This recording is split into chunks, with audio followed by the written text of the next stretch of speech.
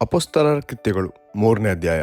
ಹುಟ್ಟುಕುಂಟನು ಪೇತ್ರನ ಮೂಲಕ ನಡೆಯುವ ಶಕ್ತಿಯನ್ನು ಹೊಂದಿದ್ದು, ಪೇತ್ರನು ಯೇಸುವಿನ ಮಹಿಮೆಯ ವಿಷಯದಲ್ಲಿ ಉಪನ್ಯಾಸ ಮಾಡಿದ್ದು.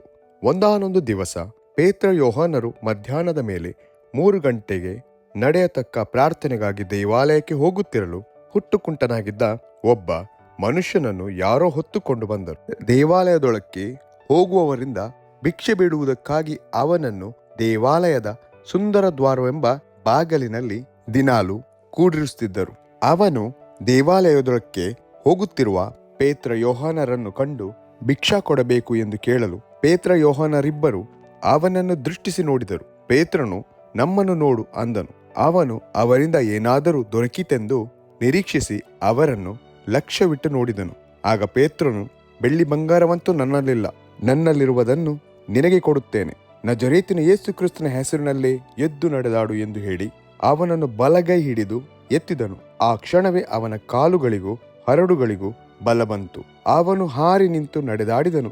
ನಡೆಯುತ್ತಾ ಹಾರುತ್ತಾ ದೇವರನ್ನು ಕೊಂಡಾಡುತ್ತಾ ಅವರ ಜೊತೆಯಲ್ಲಿ ದೇವಾಲಯದೊಳಗೆ ಹೋದನು. ಅವನು ನಡೆಯುತ್ತಾ ದೇವರನ್ನು ಕೊಂಡಾಡುತ್ತಾ ಇರುವುದನ್ನು ಜನರೆಲ್ಲರೂ ನೋಡಿ, ಇವನು ದೇವಾಲಯದ ಸುಂದರ ದ್ವಾರವೆಂಬ ಬಾಗಿಲಿನಲ್ಲಿ ಕೂತು ಭಿಕ್ಷಾ ಬೇಡುತ್ತಿದ್ದವನೆಂದು ಗುರುತು ಹಿಡಿದು ಅವನಿಗೆ ಸಂಭವಿಸಿದ್ದಕ್ಕೆ ವಿಸ್ಮಯ ಹಿಡಿದವರಾಗಿ ಬಹಳ ಬೆರಗಾದರು. ಅವನು ಪೇತ್ರ ಯೋಹಾನರನ್ನು ಹಿಡ್ಕೊಂಡೇ ಇರುವಾಗ ಆಶ್ಚರ್ಯಪಡುತ್ತಿರುವ ಆ ಜನರೆಲ್ಲರೂ ಅವರ ಬಳಿಗೆ ಸೊಲೊಮೋನನದೆಂಬ ಹೆಸರುಳ್ಳ ಮಂಟಪಕ್ಕೆ ಗುಂಪು ಗುಂಪಾಗಿ ಓಡಿ ಬಂದರು. ಪೇತ್ರನು ಇದನ್ನು ನೋಡಿ ಜನರಿಗೆ, ಇಸ್ರಾಯೇಲ್ ಜನರೇ, ನೀವು ಯಾಕೆ ಇದಕ್ಕೆ ಆಶ್ಚರ್ಯ ಪಡುತ್ತೀರಿ? ನೀವು ನಮ್ಮ ಮೇಲೆ ದೃಷ್ಟಿ ಇಟ್ಟು ನೋಡುವುದೇನು? ನಾವು ಸ್ವಂತ ಶಕ್ತಿಯಿಂದಾಗಲಿ ದೇವಭಕ್ತಿಯಿಂದಾಗಲಿ ಇವನನ್ನು ನಡೆಯುವಂತೆ ಮಾಡಿದೆವೆಂದು ಭಾವಿಸಬೇಡಿರಿ. ನಮ್ಮ ಪಿತೃಗಳಾದ ಅಬ್ರಹಾಮ, ಇಸಾಕ, ಯಾಕೋಬರ ದೇವರು ತನ್ನ ಸೇವಕನಾದ ಯೇಸುವನ್ನು ಮಹಿಮೆಪಡಿಸಿದ್ದಾನೆ. ನೀವಂತೂ ಆತನನ್ನು ಹಿಡಿದುಕೊಟ್ಟಿರಿ. ಮತ್ತು ಪಿಲಾತನು ಆತನನ್ನು ಬಿಡಿಸಬೇಕೆಂದು ನಿರ್ಣಯಿಸಿದಾಗ ಆತನನ್ನು ಬೇಡವೆಂದಿರಿ. ನೀವು ಪರಿಶುದ್ಧನೂ ನೀತಿವಂತನೂ ಆಗಿರುವ ಪುರುಷನನ್ನು ಬೇಡವೆಂದು ಹೇಳಿ ಕೊಲೆಗಾರನಾದ ಮನುಷ್ಯನನ್ನು ಬಿಡಿಸಿಕೊಡಬೇಕೆಂದು ಬೇಡಿಕೊಂಡು ಜೀವನಾಯಕನನ್ನು ಕೊಲ್ಲಿಸಿದಿರಿ. ಆದರೆ ದೇವರು ಆತನನ್ನು ಸತ್ತವರೊಳಗಿಂದ ಎಬ್ಬಿಸಿದನು. ಈ ವಿಷಯದಲ್ಲಿ ನಾವೇ ಸಾಕ್ಷಿಗಳು. ನೀವು ನೋಡುವಂತ, ನಿಮಗೆ ಗುರುತಿರುವಂತ ಈ ಮನುಷ್ಯನು ನೆಟ್ಟಗಾದದಕ್ಕೆ ಆತನ ಹೆಸರಿನಲ್ಲಿ ಇಟ್ಟ ನಂಬಿಕೆಯೇ ಕಾರಣ. ಆ ಹೆಸರೇ ಇವನನ್ನು ಬಲಪಡಿಸಿತು. ಆತನ ಮೂಲಕ ಉಂಟಾಗಿರುವ ನಂಬಿಕೆಯೇ ಇವನಿಗೆ ನಿಮ್ಮೆಲ್ಲರ ಮುಂದೆ ಪೂರ್ಣ ಕ್ಷೇಮವನ್ನು ಕೊಟ್ಟಿತು. ಸಹೋದರರೇ, ಅದಿರಲಿ, ನೀವು ಆ ಕಾರ್ಯವನ್ನು ತಿಳಿಯದೆ ಮಾಡಿದಿರೆಂದು ಬಲ್ಲೆನು. ನಿಮ್ಮ ಅಧಿಕಾರಿಗಳೂ ತಿಳಿಯದೆ ಮಾಡಿದರು. ಆದರೆ ದೇವರು ತಾನು ನೇಮಿಸಿದ ಕ್ರಿಸ್ತನು ಬಾಧೆಯನ್ನನುಭವಿಸಿ ಸಾಯಬೇಕೆಂಬುದಾಗಿ ಎಲ್ಲಾ ಪ್ರವಾದಿಗಳ ಬಾಯಿಂದ ಮುಂಚಿತವಾಗಿ ಹೇಳಿಸಿದ ಮಾತನ್ನು ಹೀಗೆ ನೆರವೇರಿಸಿದನು. ಆದುದರಿಂದ ದೇವರು ನಿಮ್ಮ ಪಾಪಗಳನ್ನು ಅಳಿಸಿಬಿಡುವ ಹಾಗೆ ನೀವು ಪಶ್ಚಾತ್ತಾಪಪಟ್ಟು ಆತನ ಕಡೆ ತಿರುಗಿಕೊಳ್ಳಿರಿ. ತಿರುಗಿದರೆ ದೇವರ ಸನ್ನಿಧಾನದಿಂದ ವಿಶ್ರಾಂತಿ ಕಾಲಗಳು ಒದಗಿ ಆತನು ನಿಮಗೆ ನೇಮಕವಾಗಿರುವ ಕ್ರಿಸ್ತನಾದ ಯೇಸುವನ್ನು ಕಳುಹಿಸಿಕೊಡುವನು.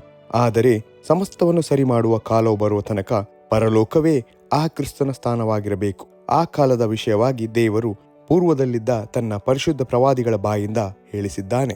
ಮೋಶೆಯು ಹೇಳಿದ್ದೇನೆಂದರೆ, ದೇವರಾಗಿರುವ ಕರ್ತನು ನನ್ನನ್ನು ಏರ್ಪಡಿಸಿದಂತೆ ನಿಮ್ಮ ಸಹೋದರರಲ್ಲಿ ಮತ್ತೊಬ್ಬ ಪ್ರವಾದಿಯನ್ನು ನಿಮಗೆ ಏರ್ಪಡಿಸಿಕೊಡುವನು. ಆತನು ನಿಮಗೆ ಹೇಳುವ ಎಲ್ಲಾ ಮಾತುಗಳಿಗೆ ಕಿವಿಕೊಡಬೇಕು. ಆ ಪ್ರವಾದಿಯ ಮಾತನ್ನು ಕೇಳದಿರುವ ಪ್ರತಿಯೊಬ್ಬನು ನಮ್ಮ ಜನರೊಳಗಿಂದ ಸಂಪೂರ್ಣವಾಗಿ ನಾಶವಾಗುವನು ಎಂಬುದೇ. ಇದಲ್ಲದೆ ಸಮುವೇಲನು ಅವನ ತರುವಾಯ ಬಂದು ಪ್ರವಾದಿಸಿದ ಎಲ್ಲ ಪ್ರವಾದಿಗಳು ಸಹ ಈಗಿನ ದಿನಗಳ ವಿಷಯದಲ್ಲಿ ತಿಳಿಸಿದರು. ನೀವು ಪ್ರವಾದಿಗಳ ಶಿಷ್ಯರು, ದೇವರು ನಮ್ಮ ಪಿತೃಗಳ ಸಂಗಡ ಮಾಡಿಕೊಂಡ ಒಡಂಬಡಿಕೆಗೆ ಬಾಧ್ಯರೂ ಆಗಿದ್ದೀರಿ. ಆತನು ಅಬ್ರಹಾಮನಿಗೆ ನಿನ್ನ ಸಂತತಿಯ ಮೂಲಕ ಭೂಲೋಕದ ಎಲ್ಲ ಕುಲದವರಿಗೂ ಆಶೀರ್ವಾದ ಉಂಟಾಗುವುದು ಎಂದು ಹೇಳಿ ಆ ಒಡಂಬಡಿಕೆಯನ್ನು ಮಾಡಿಕೊಂಡನಲ್ಲ. ಮೊದಲು ನಿಮಗಾಗಿಯೇ ದೇವರು ತನ್ನ ಸೇವಕನನ್ನು ಏರ್ಪಡಿಸಿ ಈತನು ನಿಮ್ಮಲ್ಲಿ ಪ್ರತಿಯೊಬ್ಬನನ್ನು ಅವನವನ ಕೆಟ್ಟ ನಡತೆಗಳಿಂದ ತಿರುಗಿಸಿ ನಿಮ್ಮನ್ನು ಆಶೀರ್ವದಿಸಬೇಕೆಂದು ಆತನನ್ನು ಕಳಿಸಿಕೊಟ್ಟಿದ್ದಾನೆ ಎಂದು ಹೇಳಿದನು ಎಂಬುದೇ.